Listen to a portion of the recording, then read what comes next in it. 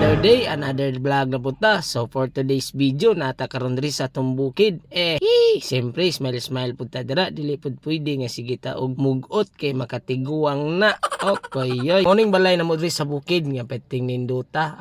Lipay na kaayo mi basta kinana ra namong balay. Kay diri manggod ko ni dako pod ning lugaraha. Kung naaday ta karon diri sa atong uma, nagdala na tag mga sundang ug guna kay matik na manghagbas ta para manglimpyo ta sa itong mga tanom ba nga perting daghana.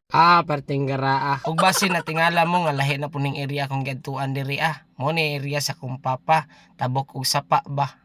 Ug diri mag-amping gyud tang mutabok ta, maglatay-latay aning mga bato ba kay ma-slide ta.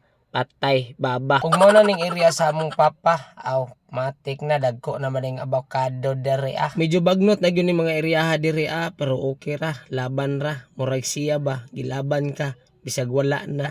Aray ko, okoyoy. Karon na yung bulana, hapit naman na yung araw ng mga puso ba. Pero okay ra, malita gihapon na sila. Pero pasagdi lang na.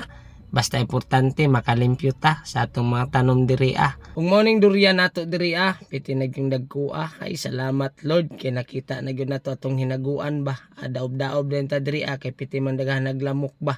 Basig dinggihon ta, amo sayaw pa, bisag wa na gikapoy na. Ug kani akong pag-vlog may nalang pud ni ba. Basin day pohon kaluyan ta, makatabang ta sa atong mga magpapa.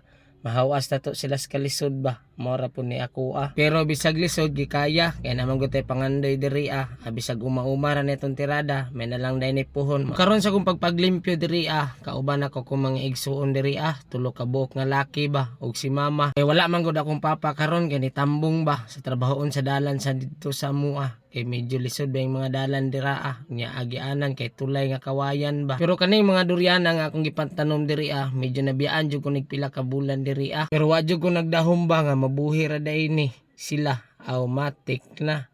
Mo na akong kabayo ba nga kargahanan sa mga karga ba. Labi nag na mga saging harbisonon si mama.